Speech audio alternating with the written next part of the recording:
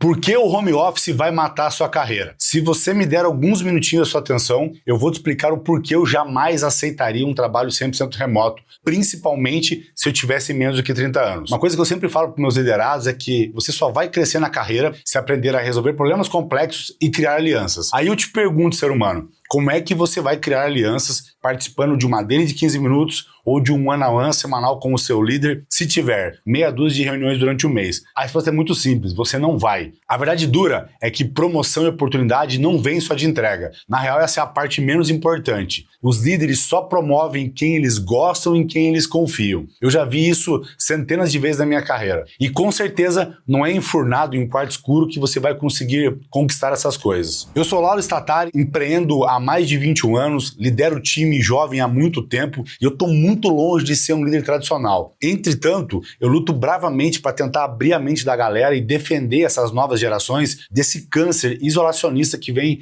assolando as carreiras. Primeiro conselho de quem saiu do nada para ser CEO de uma grande empresa hoje. Você nunca sabe quando a pessoa que vai mudar a sua vida está olhando. Pegando eu como exemplo, foi trabalhando num posto de gasolina como frentista que um diretor de uma multinacional há 25 anos atrás enxergou algum tipo de potencial em mim e me deu uma oportunidade para ir trabalhar nessa empresa. Chegando lá nessa indústria, eu comecei a conviver com um monte de engenheiro, com uma galera que já era líder. Isso me ajudou a enxergar que mesmo saindo de uma origem mais humilde, eu poderia sim quebrar esse padrão e galgar uma carreira de sucesso, construir coisas mais interessantes. E eu só consegui isso através da exposição que eu tive lá, num trabalho simples, como frentista de posto de gasolina. Então, de novo, você nunca sabe quando a pessoa que vai mudar a sua vida está olhando e foi lá, numa posição simples, num trabalho de entrada, que eu tive essa visibilidade que acabou mudando a minha vida. Mas beleza, mesmo você trabalhando num lugar legal, eu sempre falo para meus liderados que se você não estiver aprendendo mais nada aqui, você precisa ir embora. Então assim, se você tem menos de 30 anos, o seu foco não tem que ser em grana agora, tem que ser em aprendizado. Se, por exemplo, hoje eu ganhasse R$2.000 e tivesse a oportunidade de sair da empresa que eu estou para ganhar 3.000 em um lugar que eu fosse me desenvolver menos, e se eu tivesse 24 anos, não fosse casado, enfim, não tivesse grandes responsabilidades, eu simplesmente não iria. Se você vai ficar em um lugar onde não seja estimulado o seu desenvolvimento pela sua liderança, ou pela complexidade do que você faz, ou pelas oportunidades, pelos desafios, você provavelmente não vai conseguir ultrapassar a barreira de, por exemplo, R$10.000 de salário. Isso tudo você precisa de cancha, você precisa de vivência. Então tudo que você faz hoje, o que você escuta, os exemplos que você modela de quem está um degrau acima de você, é o que vai fazer você valer mais para o mercado no futuro. Simples assim. Carreira não é só técnica, não é só hard skills, é aprender a ler ambientes, conduzir conversas difíceis, vender a ideia, enfim, influenciar, às vezes até sem cargo. No presencial você aprende isso só observando. Mas beleza, eu sei o que você está pensando. Para você não achar que eu sou só mais um chefe malvadão, eu vou embasar os meus argumentos. Tem um estudo de Stanford de 2024 que vai embasar boa parte das coisas que eu vou te falar aqui. 91% das 500 maiores empresas dos Estados Unidos voltaram para o presencial. Esses caras, eles têm todos os dados. Então por que as grandes empresas estão abandonando o trabalho remoto? Eu vou citar aqui 3 exemplos dos motivos que o estudo trouxe que para mim deixaram muito claro o porquê desse movimento. O primeiro é colaboração e velocidade de decisão. Líderes dizem que resolver problemas complexos, alinhar prioridades e destravar pendências acontece muito mais rápido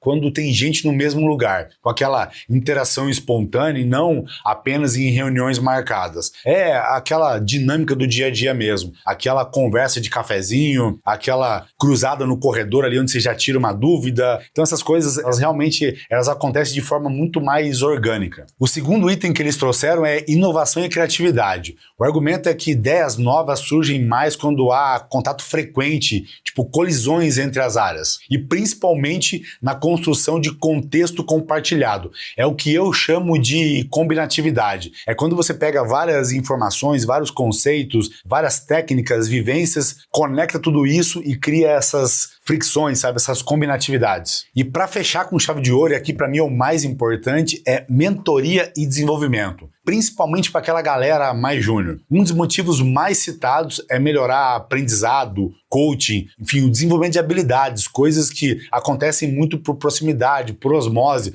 através do exemplo e do direcionamento em tempo real. Quantas vezes eu já vi o meu time parar para escutar um debate entre eu e um outro líder na minha empresa de como a gente resolveria um problema. Isso é praticamente um MBA prático do mundo corporativo. Isso não vai estar em nenhum curso EAD, nenhuma apostila de faculdade. Isso é street skill mesmo. É coisa que você só aprende na vivência do dia a dia. Uma coisa que eu entendi também nos estudos é que essas empresas elas não fazem isso porque elas são boazinhas. Elas fazem porque é importante. Porque principalmente as novas gerações precisam ter a percepção clara de que eles estão evoluindo, de que estão aprendendo.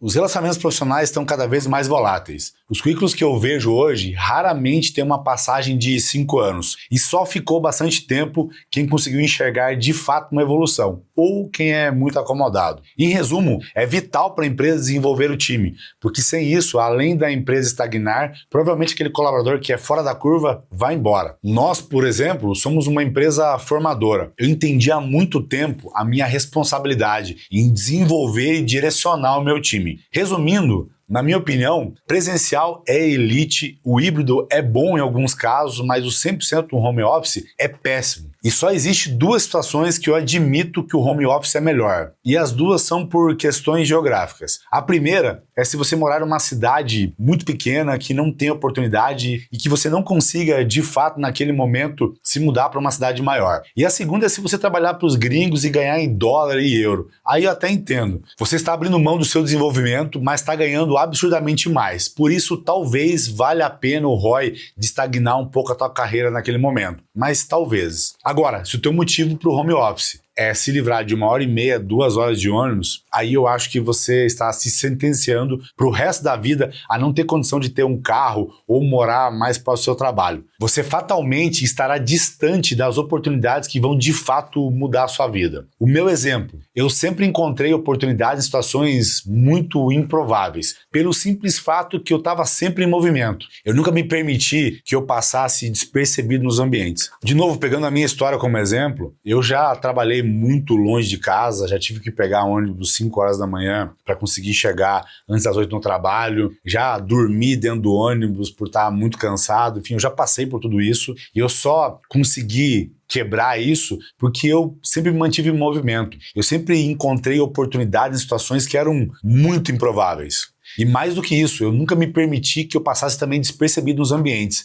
Eu fazia o esforço de estar lá, mas eu fazia a mágica acontecer. Eu, de fato, era uma pessoa muito over-delivery, era alguém que, de alguma forma, tentava fazer um algo a mais, aprender sempre coisas novas, sempre me mostrar presente e sempre me mostrar disponível, sempre ativo, enfim, se manter em movimento. Agora vamos falar do híbrido. Para quem serve o híbrido? Aqui tem 3 casos que eu acho que se encaixaria. O primeiro são profissionais que são muito sênior, que já tem repertório, autonomia e não depende de aprendizado por osmose mais, aí ok. O segundo caso é quem tem entregas muito deep work, que depende de muita atenção, que demanda de muita concentração. Por exemplo, quem faz código, análise, escrita, design, enfim, tem que fazer muita pesquisa, trabalho que pede bloco longo de foco. Ou quem já construiu uma rede de reputação. Nesse caso, você não consegue sumir, porque já é lembrado e procurado. As pessoas precisam de você, que é o meu caso. Eu preciso de foco, então em alguns momentos eu acabo fazendo um home office em casa meio forçado. Mas quando a coisa aperta lá, sempre me chamam, porque tem coisas que dependem de mim para destravar. Outra coisa que o estudo trouxe são alguns malefícios que o home office pode causar para a saúde, como solidão, estresse e um risco maior de ansiedade, em alguns casos até